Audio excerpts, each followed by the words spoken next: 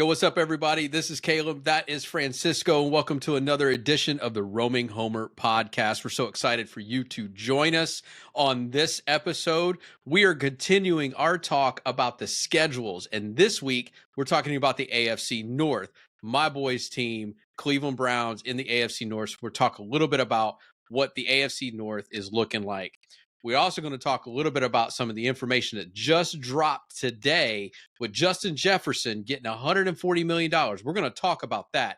And then we're going to leave some time for our Be the Homer section. So without further ado, let's roll the intro and get right into it.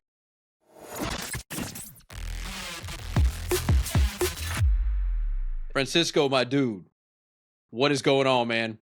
Man, the NFL really never sleeps, man. It's noise coming out of everywhere, even out of your camp right now. There's more noise coming out of there too. So, and I'm serious, man. The offseason is always full of twists and turns, man. And today with Justin Jefferson, oof.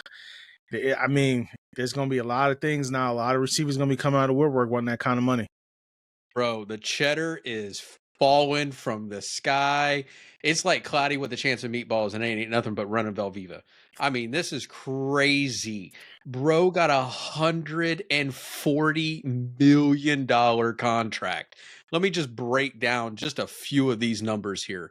$140 million 4-year contract. Okay. The deal, it has 110. Let me stop right there. $110 million. Yes, guys, I said 110 million guaranteed. And not only guaranteed over the course of the contract, $110 million, bro got a check the moment he signed his name for $88 million. Talk to me, Francisco. Good, bad, ugly. What do we got going on here, man? Well, first and foremost, good for Justin Jefferson. I mean, he made his money. He got what he wanted, but it's bad too for the rest of the league because now they paid him like a quarterback, and he's a non-quarterback. Listen, it's $1 billion league. These guys make money, owners make money hand over fist. I understand they wanted to keep their receiver happy, but at the same time, now you've created a situation, just like what they did with Watson when they signed him to that guaranteed deal. It's creating, man, it's going to come back to bite them on the salary cap at some point because there's no way you can be able to keep a team together when you're paying him that kind of money.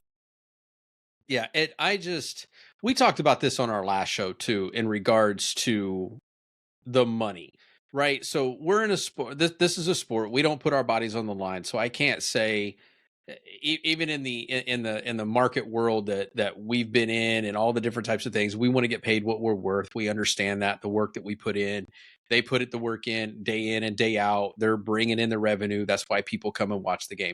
Totally get it. Good for him to get his bag. But bro, we're getting into the sickening level to me of money. Like this is, so you've got people, the last 5 deals. Let me break down the last 5 deals that have just dropped with wide receivers only. Okay. At the bottom of the list, we have Michael Pittman Jr. at $70 million. That's reasonable. 3 years, 70 million. Michael Pittman's not $100 million guy. Nico Collins, 3 years, 72.75. I want you to listen to how this works. I went from the bottom to the top. Watch this. My dude, the Penguin, Jalen Waddle, we locked him down for 3 years, $84.75 million. Where's this money going? It's going up. Amon-Ra St. Brown, 4-year, $120 million. Now, out of all of those guys right now, and as much as I love my dude Jalen Waddle, St. Brown actually produced more and was a bigger addition to Detroit. $120 million, still a lot of money, bro. Yeah. Then you've got AJ Brown. He came in at 96, 3 years and $96 million. And now you got Justin Jefferson. What's your thoughts on Justin Jefferson's deal and the ramifications it has on guys like Jamar Chase and some of those others out there, Tyreek Hill? Who else? You CD got some others Lamb, out there. CD Lamb CD is going to Lamb. want to get paid as well. So I think it's going to create a snowball effect. It's going to I'm telling you, man, it's going to guck stuff up in these teams because it's going to create salary cap hell for a lot of these guys. They're not going to be able to afford to keep teams. And don't get me wrong, I'm happy these guys are getting paid. They put their body on the line. Half these guys would be broke 5 years when they leave the league anyway. So they need to get as much money as they can now anyway and be smart with it. I mean, it's just facts. I'm not saying anything that isn't true. Half these guys will be broke 5 years after they get out of the league. Which is sad. Let's stop right there because let's talk about that. We talked about this before, but that's stupid sad. Bro, we don't see $1 million sometimes in a lifetime. Mm-hmm. $2 million, right? I mean, if you're making $100K a year, even not take home, let's just say you're making $100K a year, 10 years you make a mill, right? But you're not bringing that home after taxes and Uncle Sam gets his and all of that stuff. You're not bringing all that home. It'd take you 20 years to see a mill, if not 25, 30. These dudes are bringing 10, 100 times more than that. And they're going to be broke. Man, please give me the interest. Put it in a bank, put it in a CD and give me the interest for 6 months. I'll be fine with that. They don't want to do that. How can you be broke? How can you be broke on $120 million? Easy. The same way MC Hammer went broke and he was one of the biggest stars in the world is because you carrying too many people. You want to carry people. You want to carry your friends, your family. You want to pay for the $100 million house that you don't need that has 15 bathrooms and 5 bedrooms. You want to live that lifestyle. It's a culture issue too, man.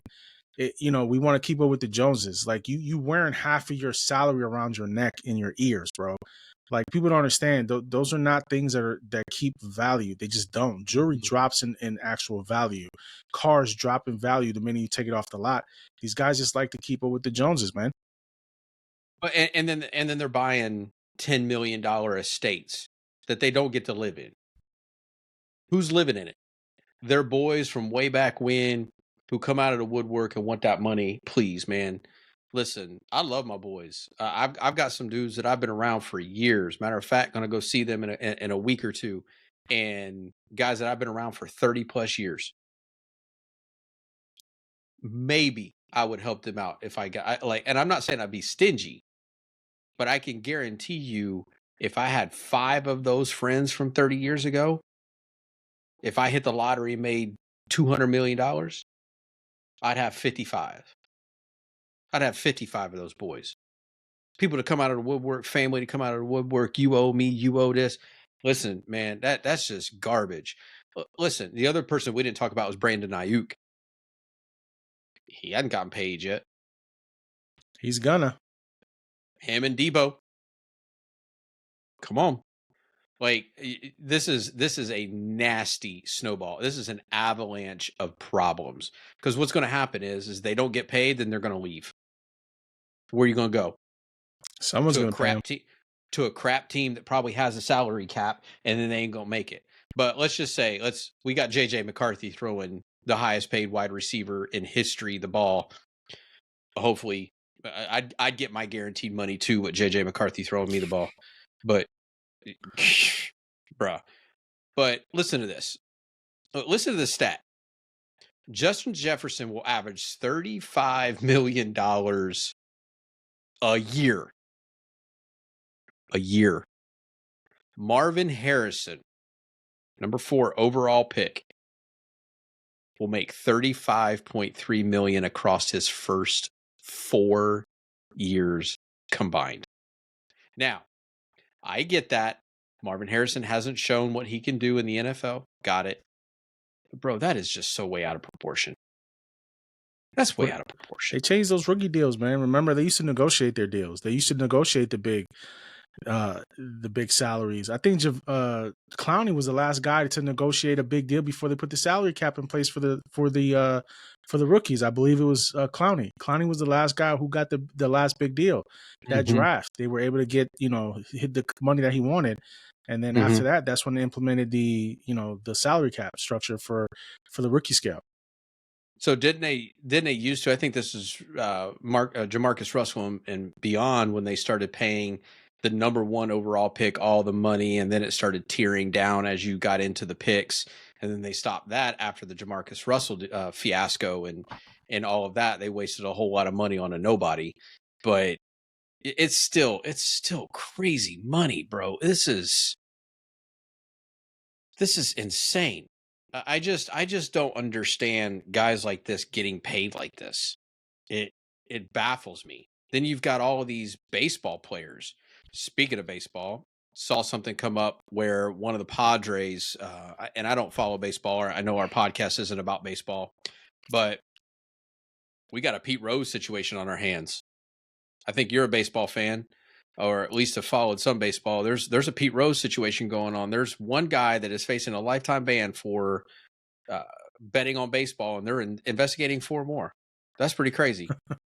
We haven't seen that since Pete Rose, and everybody's clamoring for Pete Rose to come back to the Hall of Fame. So that'll be interesting. So Listen, all these athletes bet on sports. It doesn't matter what kind of ban they put on it. These guys are going to bet money because the money's there. These guys, gambling is the biggest. NFL is a hypocrite as well because, you know, they got DraftKings. They're part of DraftKings. They have a sponsor for DraftKings. NFL's making money hand over fist with the gambling, but yet you don't want your players to get involved with it when you're promoting it. mm-hmm. I don't mind the gambling and the players being able to do it, but when you're doing it on your own sport, it gets a little edgy because you don't know if you're throwing your own game, your own fight, just for the sake of the odds. And I think that's where the line gets drawn. If you can bet, but you can't bet on your own sport. And I think that's a legit rule. I would say you shouldn't bet on your own team. You should be able to bet on your own sport as long as it's not the game that you're playing in and the team you're playing against. I should see any reason for it. I mean, it's a win-win for everybody. The guys get to do what they want to do, still make some money on the side. NFL still makes their money off the gambling as well. But as long as you're not betting on your own team or the game that you're playing in against that particular team, I see no issue with it. Slippery slope, though, when you think about it, if you allow them to bet on their own sport, it just, that line gets blurred very, very, very, very quickly. So, but man, Justin Jefferson got the bag. This dude got the bag. Good for you, Justin. Good for you. I hope your quarterback can throw you the ball. I'm not betting on it. But, you know, hey, it's because he's a Michigan guy. And so we'll go from there. He's not the next Tom Brady. All y'all Michigan fans out there. He's the next Tom Brady. Yeah, shut up. From the glove state. And y'all can chill. All right. So any last words on this contract thing with Justin Jeff before we hit the AFC North? Yeah, man. I just hope he brings that same energy now that he got that $88 million check up front. Because, you know, some of these guys get that money and then all of a sudden they lose that motivation to play. Once he gets that guaranteed check, I mean, he may not play hard because he may not want to get hurt. I mean, money changes people. That's a fantastic point. That's a really good point to end on. Some of these players just, I pulled my hammy. I got a toenail. And they don't play when they get that money. So we'll see, especially if his quarterback can't throw him the ball. But anyway, we won't go there. All right, so we're going to move on to our next segment. We're going to talk a little bit about the AFC North. We talked a little bit we talked the AFC East last week. This week, we're going to talk the AFC North. So I'm going to share my screen, and we're going to go over this here real quick, man.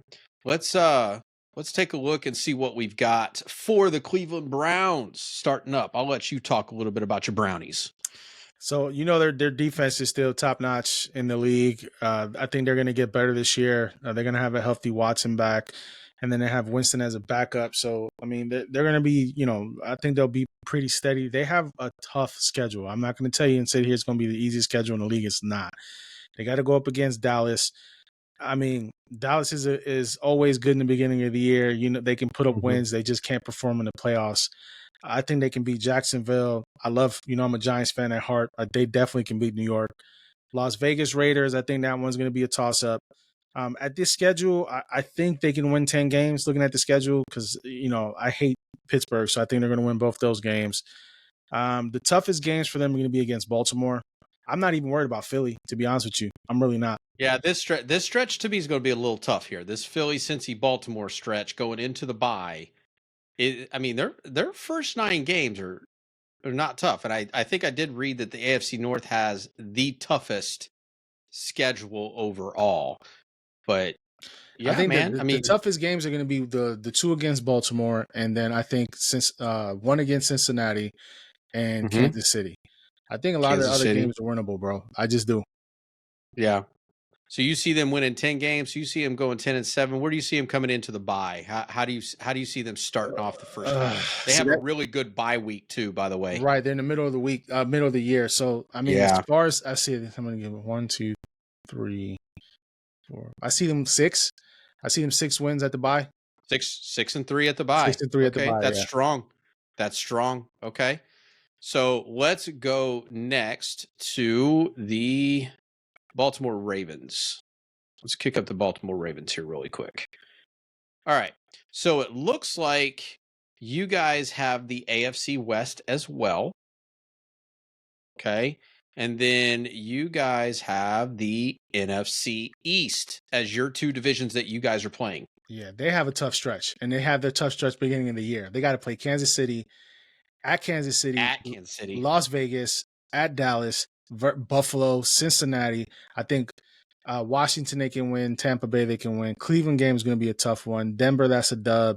Again, Cincinnati is going to be a toss up. Pittsburgh they can beat Pittsburgh. The Chargers they can beat the Chargers. Philly's going to be a toss up.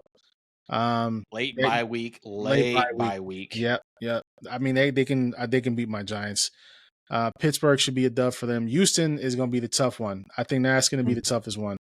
One of the tough And games that then they ending have, with and then Cleveland. ending I with mean, Cleveland. So it's not going to be an easy schedule for them. ah, I got them. I mean, it's Baltimore. You just never know. They did pick up Derrick Henry. That's a monster pickup just with Lamar Jackson. I love the addition to that just simply because it's going to give Lamar a little bit of reprieve. They have to play the run a little bit more against Derrick Henry as opposed to keep trying to keep Lamar in the pocket. And then when you creep up and your edge is nobody's spying on that quarterback, then Lamar can take off. But Lamar's got an arm too. So Lamar's got to stay I mean, healthy. I've been a hater on Lamar a little bit just because of his size, but he can sling the rock. I mean, he's and he a 2-time MVP. Like he's there. I mean, he can do it. They just need to win the big one. I've got them going. Good Lord. I have this one right here as a loss. I think Kansas City is going to come out and win.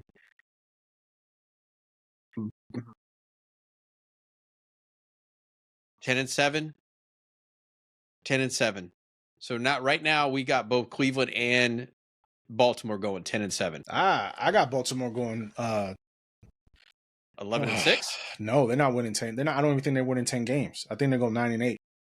9-8. All right. So 9-8. Baltimore going 10-7 for me. I'm going to pick my 2 games of the season, which is going to be this one right here to open up the season. Prime time, NBC 8:20 Thursday night football, first game of the season at Kansas City, big time rematch. The next one is going to be on Christmas Day. All these other ones matter, but these 2, because we're going to see who Houston is by Christmas. Mm-hmm. This game may not matter right here. It may not matter, but it may matter a whole lot if Houston's who I think Houston is. This right here could be determining big time seeds in the AFC bracket if Houston is who I think Houston is. So, all right. So we've got let's go Cincinnati Bengals. Joey Burrow coming back. Ugh. They got an easy. They got a kind of. They got an easy path, open. bro. They got an easy path of week 12. I'm looking here in New England. That's a dub. Kansas City at Kansas City. They can beat they've They beaten can. Kansas City. They can. So Kansas City got 2 home games against Baltimore and the Bengals. That's a rough stretch when we get to the AFC West here. That's a rough stretch for the Kansas City Chiefs. Those are going to be some dogfights. Washington's winnable. Carolina didn't Carolina, even show up this year. Literally does not even need to Baltimore show going to up be a tough one for them at home. at home. They got to win against New York. That should be one. Cleveland's going to be a toss This up. Cleveland always beats that's them. going to be a good one. Philly, I'm still waiting to figure out who Philly is this year. I really am. And that to me is something. Without the tush push, I think Jalen Hurts is not going to be as dynamic as he's been. I think Philly's going to struggle this year, but we'll talk a little bit more about I think that. they split in the division. I think they go 3-3 in the division. Okay. Vegas, here's what I think about Vegas. Vegas is always a wild card to me. Vegas beats teams that they shouldn't and loses when they should. The identity of Vegas, I don't know if they still don't have an identity. Yeah, they do. Defense. Absolutely, they do. They're on their Antonio Pierce. That's their identity. Their identity is going to be defense. I think they're getting there. I think they're getting that because now we're going to see Antonio Pierce in his first full year. Right? I mean, Max Crosby, sure. But when you've got the identity of a whole team, what's their offensive identity? I mean, you can't just be a defensive identity. You've got to have some identity on your offense. Otherwise, you can't move the ball. So who's tossing the rock here? Mm-hmm. We talk about this almost every week. Who's tossing the rock? So we still don't know yet. There's. I think it's Minshew, isn't it? Minshew who signed a contract with them? But still, come on, man. Like, we'll see. Baltimore at Baltimore. So they're playing. Cincinnati gets 2 of the Baltimore games out before week 11. I think they split. I think they go to Los Angeles. And we're going to see who Los Angeles is under Harbaugh. We're going to actually see who Justin Herbert is under Harbaugh. Because I still think that Justin Herbert is just okay. And I just think he's just okay. I don't think he's that guy. But I'm a Tua guy, and these two are forever linked. They're forever linked. And then at the end of the season, they finished with 2 Pittsburgh games. Denver's a dub. They might split with Cleveland since that one's at home. Tennessee, we don't know who Tennessee is. And for goodness sake, by December, Dallas is already, the wheels are falling off. Bridges are burning. The castle is falling over. Dallas is not going to. Yeah, if they don't sign their quarterback to an extension, yeah. Which has been another rumor for him has been linked to Miami next year. I got Cincinnati going 10-7. Okay. So, man, this division is going to be rough. Yep. AFC North. This is going to be rough. All right, Pittsburgh. We're gonna cap this off with your favorite team of all time is Pittsburgh. All right, what do we got here? We got a bye week at 9, so Pittsburgh's got a really good bye week as well, right smack dab in the middle of the season. What you got in the first? Actually, I think they can go. They can beat Atlanta. They definitely can beat Denver. They're gonna lose to Los Angeles. Indy's gonna be a good team this year, like they were last year. They're gonna lose to Dallas. They'll lose to Vegas. New York. I'm gonna root for my Giants against them anyway. So I got the Giants beating them. Washington. I don't know, man. This is why I don't like the Steelers, because their schedule is pretty winnable. They can be a 9-8 team again. I don't see them making the playoffs, but they can be a 9-8 team. They can be in above 500 team. Their coach, man, he doesn't have losing seasons, bro. He just doesn't. No. Here's the thing about Pittsburgh. I've said this before. I still think Justin Fields comes in at some point in the season because Russell Wilson's going to struggle. I don't think Russell Wilson is built for the AFC North. I don't. I think Justin Fields is. Russell Wilson coming from Seattle. He's coming from Denver. These teams don't play like the AFC North. You know that. Mm-hmm. He's not built for that mess. He's not built for those teams. It, it's not happening. I do think that Justin Fields is spending the last 2 years in Chicago, hard city to play in, playing in Ohio, which is a cold weather state outside, all of that. I think by the bye week, if we don't see Justin Fields, we will. Because I think they go 4-4. Here's what I think happens. If they don't go 4-4 here, they go 3-5 and lose games that they're not supposed to. Like, sorry, to your New York Giants, right? They lose to a team like to Denver by a field goal because they couldn't get it done. And so they go 3-5 and they're like, you know what? It's time. Let's put him in there. Russell Wilson will be looking over his shoulder the entire season because the media is going to talk about it. And Justin Fields said, I didn't come here to return punts. I know why I came here. Justin Fields was not a top draft pick to go sit behind somebody after starting for 2 years. If that's me, I'm not going to have that mentality. Oh, let me just sit by Russell Wilson. Let me learn and glean from him. Heck no, man. I'm out there to take that dude's job. But I see them going 9-8. Yeah. I see them going 9-8. I see them going 9-8. All right. AFC North, we've got 2 10-7 teams. We've got 2 9-8 teams. Who wins this division, bro? Honestly, I think it's going to be Baltimore again. I think Baltimore wins the division by. I mean, them and the Browns will have the same record. It'll be a tiebreaker, percentages or whatever it is. I think Baltimore wins the division again. The Browns, you lock up one of the wild card spots for the playoffs. Mm-hmm. Baltimore's Baltimore. I don't think they're going to regress. You know what I mean? They're still going to be the Mm-hmm. steady team that they are. I think they win the division. It's just not going to be outright. They're not going to blow everybody away. Yeah. I'm gonna take a flyer. Cincinnati wins this division. The return of Joey Burrow. Jamar Chase playing for that contract. T. Higgins. I think they go out there and they prove something. They may play for Joey Burrow. I think they believe in him. I think he's coming off this injury. I think he has something to prove. I think they pull it together, and they go out there and they shock the AFC North. Who knows? We'll see.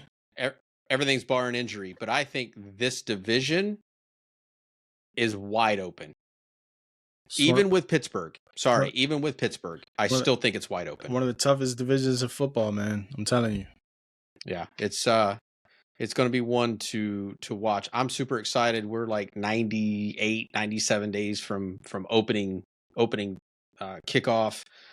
I love it, and I am super, super, super ready for the season, and I can't wait to be talking into the season on the podcast about some of these upsets and different things that have happened, and recapping the week of scoring and all of that. So, all right, any last words about your AFC North, man? Nah, man, I just think it's going to be a tight race all year long with the teams, and like I said, it's going to be a lot. There's going to be a lot of competition between these teams. You know, players on every squad has something to prove. You have Joey Burrow has to come back from an injury. He needs to show who he is. Watson's coming back from an injury. He needs to show who he is. So, I mean, it's going to be a tight division, man. Yeah. All right. So we're going to go into our last segment, and we're going to talk about being a homer. And I'll kick us off on this one. I'll let you go last on this one in regards to your homer thoughts, because I've got a couple of things for the Miami Dolphins. Tua and his contract. We talked about it last week. I do think that they're going to get it done. They're going to get it done. Here's my fear. Now with Justin Jefferson's multi-billion-dollar contract, Tyreek wants more money. We just signed Waddle, which we needed to do. I'm not saying that. That was good for you guys. Lock the dude down. We needed him. We can't lose him. Where's this money coming from, y'all? You got Javon Holland out there talking about money. Like, everybody's talking about getting their bag. We don't have that much money left over. So we need to figure it out. And And I'm not saying people need to take less money. I do think people need to be open to restructure if you think you're going to win. And if you're just chasing a ring, but if you believe that you have chemistry with the team, do what's right for the team so that you can, without abandoning what you want to do. I understand that you're not just going to go play for free. I'm not asking you to play for free, but I'm asking you to think about the team and winning that chip, because we got to bring something home to Miami. We got to go win some playoff games. We got to get it done. The second thing that I am looking at is some of these reports about Tua making some big strides in OTAs. Mike McDaniel's talking about it. Everybody's kind of oohing and ahhing over his arm strength that he's been working on in the course of the offseason with his QB coach, putting dimes out there. He did lose a little bit of weight. He put on weight, which I don't know. I don't know if it's Jenny Craig or Weight Watchers or Ozempic or whatever it is, man. But he put on weight last year, lost it this year, bro. I don't know what you're doing, but you need to figure out what your weight class is, and you need to get in there and get that done. But I saw a picture of him not smiling on the field, and it kind of brought a smile to my face because Tua's a fun-loving guy when you see him, but a lot of times on the field, he's still the fun-loving guy, and he's not that guy that, Tom Brady's, let's freaking go kind of guy. We need that.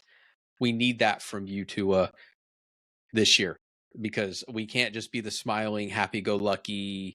You could be that in the locker room, but don't be that on the field. Don't be that on game day. You got to put that helmet on, be an animal. So looking forward to it.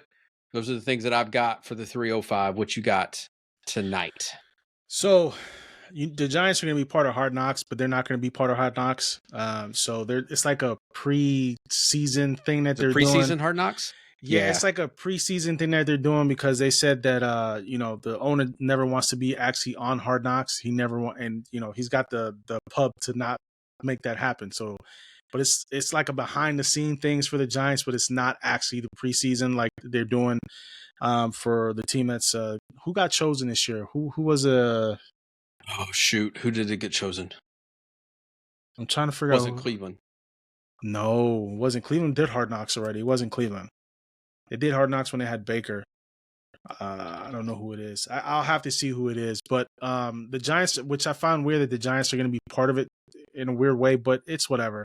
My thing is I need people to show a little patience to Daniel Jones. He's coming back off an injury. The guy was hurt last year. He had a bad season. They forget how quickly it was that he won a playoff game for you guys for the Giants. Took you guys to the second round. Nobody expected them to beat Minnesota. They had a good season, and then the season went downhill. Listen, you got Saquon's gone, so now they can focus their energy and focus the offense around Daniel Jones to play to his strengths now, and not have to worry about giving the ball to Saquon and them having to rely so heavy on Saquon and make it a two of a heavy run game and not spread the love around to all the receivers. Patience. It's got to be patience, man. You can't worry about Dayball can't worry about getting fired. He just can't. It's the NFL. Coaches are going to get fired in 2 seasons. It's just the way it is. He needs to go out there, do his game plan, stop playing it safe, allow this kid to throw how he wants to throw, because it seems like they were so conservative with this kid before he got hurt. They didn't let him throw the ball. It was just run first, short passes. Every once in a while, they let him throw a deep ball, but then that's when he got himself in trouble because he was running for his life.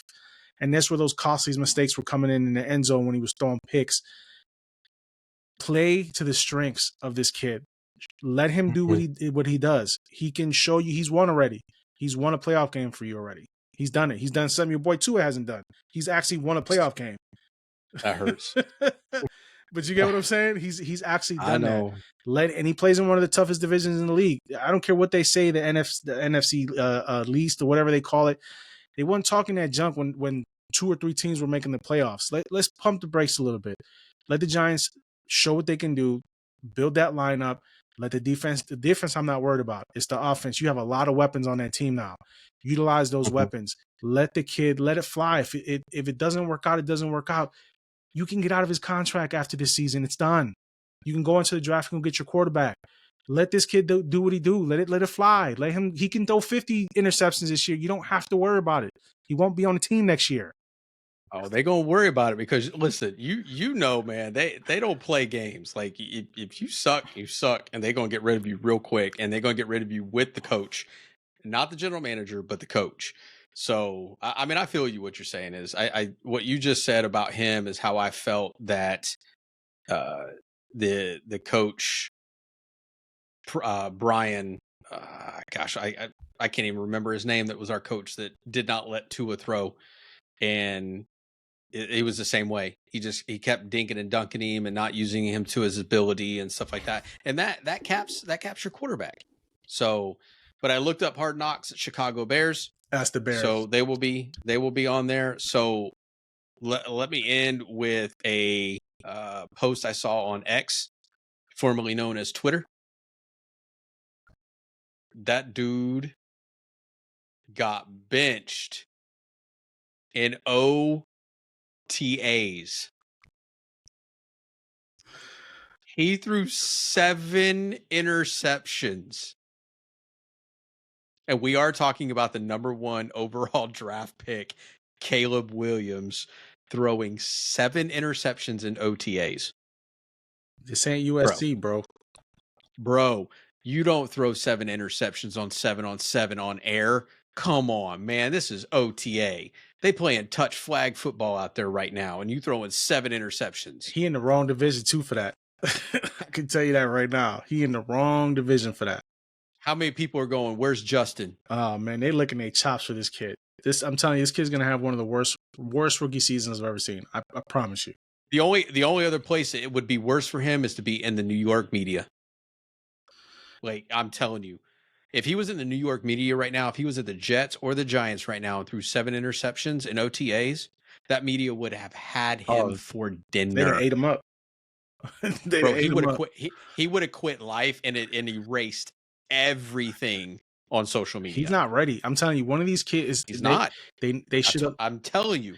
They need to sit him for a year. Let him learn. You can't throw him in there. Ain't nobody there. You're going to break his confidence, bro. I'm telling you, you're going to break this kid. He's already fragile.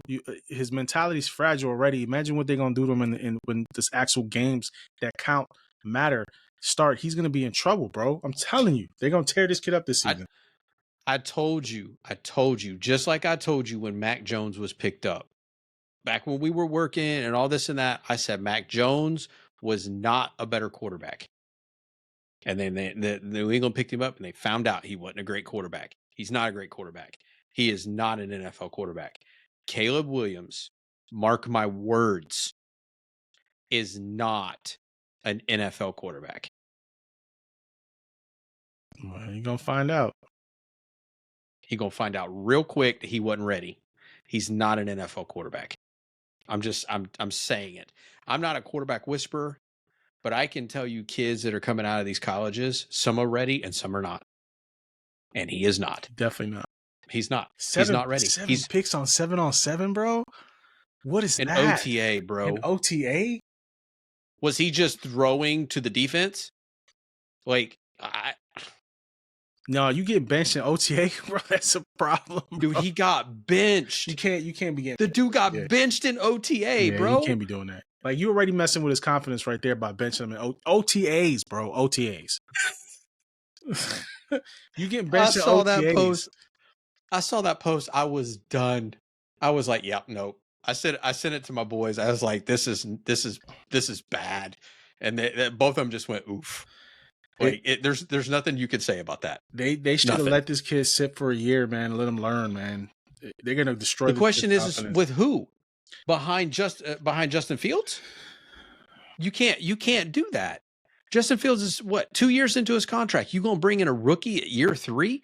What's that gonna do for Justin Fields? I know you can bring in the guy you love to hate. Have him as your starter, Tannehill.